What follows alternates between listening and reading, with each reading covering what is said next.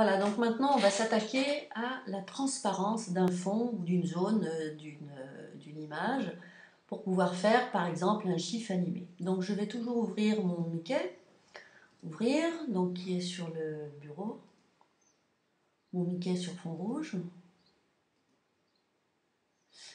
Et puis alors là ce qu'il va falloir faire dans un premier temps c'est uniformiser le fond.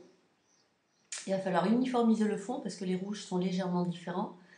Et ensuite le transformer en fond transparent. Donc on va d'abord isoler la silhouette, donc avec les ciseaux, ça je vous l'ai appris dans le précédent mail, donc on va isoler cette silhouette. Je recommence mon étape, donc je vais le faire un peu grosso modo, vous le ferez de manière plus précise, hein, il ne faut pas hésiter, plus vous mettez de points, plus la silhouette est nette, enfin le contour est précis. Donc là, j'isole ma silhouette, je vais isoler que le visage de Mickey. Voilà, on va lui gratter le nez un peu, on lui gratte le menton, la bouche, allez, voilà, l'oreille, qui va être un petit peu mordue parce que je ne fais pas assez d'intervalle. Ensuite, je clique à l'intérieur, voilà, ma sélection est faite. Mais là, il y a uniquement le visage qui est sélectionné. Moi, ce que je veux sélectionner, c'est l'inverse. Je veux sélectionner le fond. Donc, je fais sélection, inverser la sélection. Ce qui fait que là, c'est bien le fond qui est sélectionné.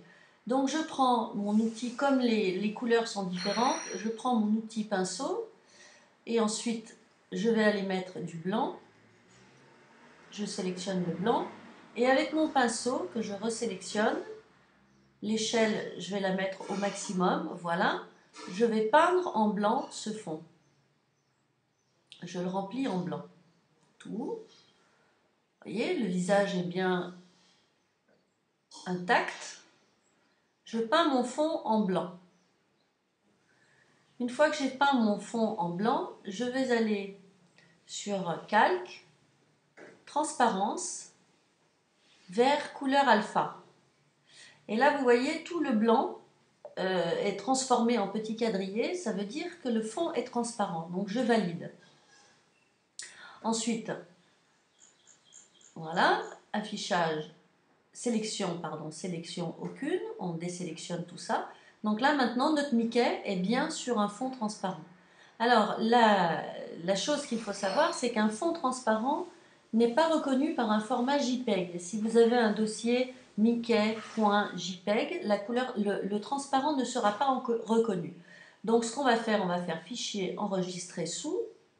Et là, dans sélectionner le type de fichier selon l'extension, vous descendez et vous sélectionnez image PNG. Voilà, .png. Donc là, votre transparence sera bien effectivement prise en compte dans votre enregistrement. Donc je fais enregistrer et puis enregistrer ici. Voilà. Donc là, j'ai bien une image enregistrée sur fond transparent. Si je la mets sur le site, vous verrez que le fond du site apparaît et seulement la silhouette de Mickey est bien sur la page.